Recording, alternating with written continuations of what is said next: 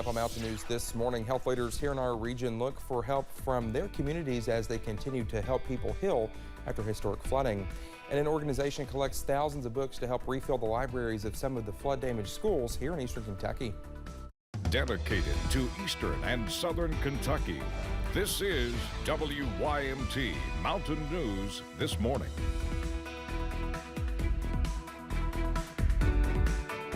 Good morning to you. I'm Dakota Makris. It's almost 6 o'clock here on this Tuesday morning. It certainly feels like a Monday to me. Let's head over to Cameron Aaron for a look at our forecast. And Cameron, it was getting a bit chilly in here. Had to turn on the heat. So turn on the heat. I did. Dakota, with these lights, it gets hot. These are LED. They don't get that hot. No, they don't get lights get hot. Well, you know what? We will after end the newscast at 7 o'clock. You can turn the air back on. I have to do that because yeah, it's going to get warm in here. But outside, it is not warm. So like Dakota said, you will need the jacket as you step out the door this morning. You also need to use caution because we are looking at some dense fog across the region. Here's a live look right now in Hazard. You can see some dense fog back in the distance, down to 39 right now. That dew point also sitting at 39. So that is why we are looking at some fog this morning. Those temperatures and those dew points pretty close together. And we're looking at zero visibility for Pikeville, Williamsburg, down to Jacksboro, down to 1 mile right now in Harlan. So many people are waking up to some foggy conditions. Down to 39 for Hazard and London, also 39 in Prestonsburg, 45 right now in Jackson. And we are dry up on radar. We are not tracking any rain this morning, and we stay dry through your Tuesday, and those temperatures are going to warm up. So pack the jacket this morning, but you can get rid of it by this afternoon because we are looking at upper 60s under plenty of sunshine.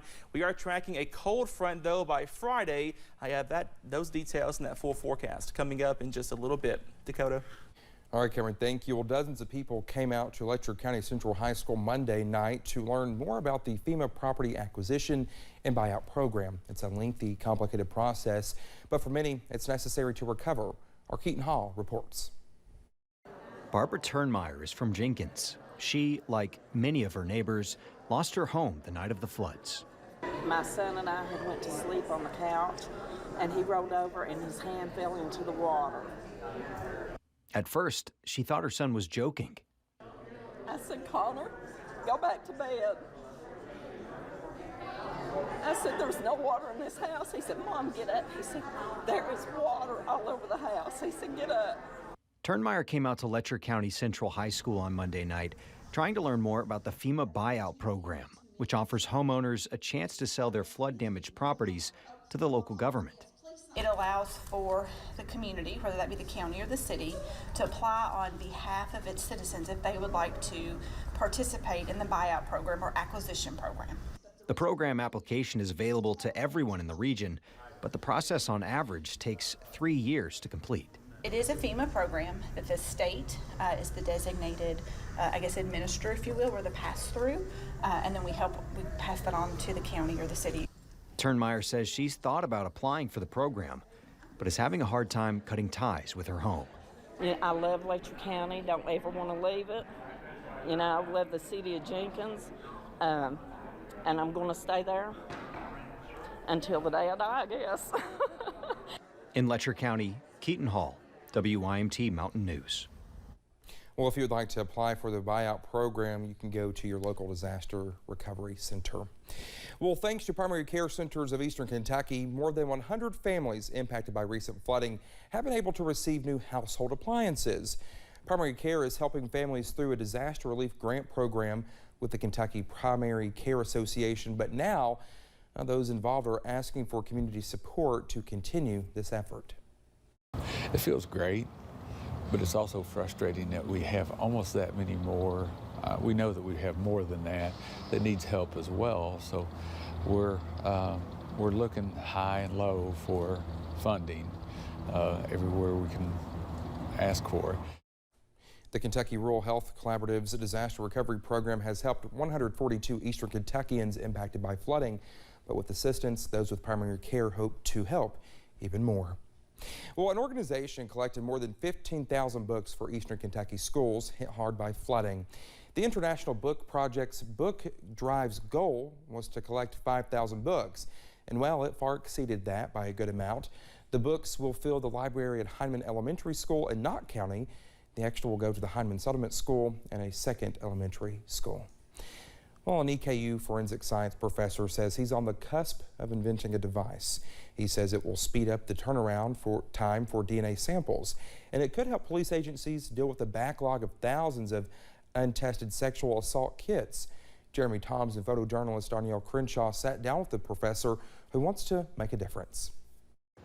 There might be some blood here. A lot of times, those CSI shows solve cases through DNA sampling within an hour. But in reality, just getting the sample back takes a lot longer. Typically 24 hours would probably be a good time point for a typical sample, but with this device, it's down to 5 to 9 hours. EKU Director of Forensic Science, Dr. Jamie Fredericks, says he's about 3 to 6 months away from an invention that could decrease the DNA sample turnaround. If successful, he says it could save precious time, helping police catch their suspect. This is not only to help the families involved, but also, you don't want to have a perpetrator on the loose committing additional crimes. We can't show you the actual device because it hasn't been fully developed, but Dr. Fredericks says the testing is similar to a cotton swab, focused on extracting biological fluids. His students are learning the basics of DNA extraction. One of those students will be credited with assisting in the new invention. Dr. Fredericks says this faster process will help police agencies across the country decrease a massive backlog in untested sexual assault kits. I love helping the community, and I think, forensic science fits just in that where, you're trying to help the community by solving crimes. DNA samples can put a person at the scene of a crime. Dr. Fredericks hopes he can put the pieces to the crime puzzle faster. In Richmond, Jeremy Toms, WKYT. Dr. Fredericks says his next project will focus on extracting touch DNA like skin cells. Well, time is running out to register to vote in the November election. The deadline is October 11th. You can register in person at your county clerk's office or online at elect.ky.gov. And the deadline to switch to a real ID, well, it's also fast approaching. The Lexington Herald Leader reports that more than 500,000 real IDs have been issued here in Kentucky. Starting May 3rd of next year, you'll need a real ID to board a flight or enter a federal building. If you don't have a real ID, you'll need to bring a passport with you. You can go to any driver's licensing regional office to get the real ID. And if you are one of approximately 19 million people who asked the IRS for another 6 months to file their taxes in 2022, that deadline is fast approaching. This year, the tax extension deadline for filing your 2021 return is October 17th. Experts recommend filing as soon as possible in order to avoid last-minute pitfalls, and they also recommend sending your return electronically since the IRS has struggled with processing paper returns during the pandemic. And a limited supply and more demand is causing another increase in prices at the gas pump. Nationwide yesterday, the average price for a gallon of regular gas was nearly $3.80. AAA says that's up from the recent low of $3.67. Kentucky's average gas price is now 15 cents higher than 1 week ago. Now, the latest Source Summit will be taking place on October 19th and 20th. Our Olivia Calfee tells us more on what you can expect this year in Pikeville. The two-day SOAR Summit will take place at Appalachian Wireless Arena. Executive Director of SOAR, Colby Hall, says this upcoming event has a lot to offer the people of Eastern Kentucky. I think it's safe to say that most everybody wants this region to thrive. They want this place, most importantly, to be home to communities where future generations, sons, daughters, family, really anybody wants to be. They want it to be at that type of desirable place. Encouraging people across the region to take part in the SOAR Summit. We're not in a great place right now, for example, with broadband or workforce. Trying to think about if you're a community member that's there, how do you make this a priority and what do you do about it so that over the next 10 years when we look back in 2032, we can see in some of these key metrics we've made some regional progress. And Hall says there will be many keynote speakers to look forward to. Congressman Rogers, who will be there both days with us, I believe. Having him and his leadership in the 5th District for so long and his support of SOAR, but having him, Governor Beshear, will be there on day one. as well with Congressman Rogers. He says there will be multiple topics covered at the event, but a current topic that will be discussed is natural disasters. Natural disasters and preparation and resiliency, I mean, it's going to fold into every one of our focus sessions to a degree. I mean, broadband, small business, downtown revitalization. I mean, it's going to fold in. One event hoping to shape the Appalachian region. In Perry County, Olivia Calfee, WYMT Mountain News.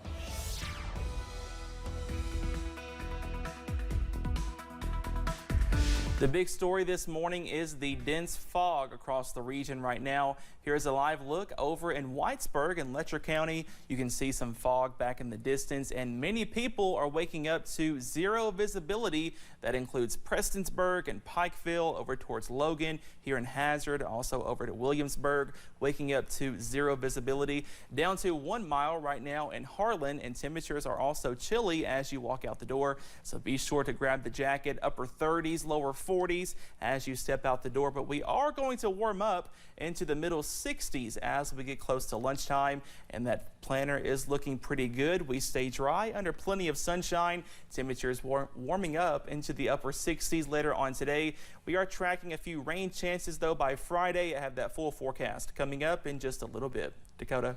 All right, Cameron, thank you so much. It's 6:10 when we come back here on Mountain News this morning. As Florida continues to deal with the aftermath of Hurricane Ian, the death toll in the wake of the storm continues to climb. Stay with us.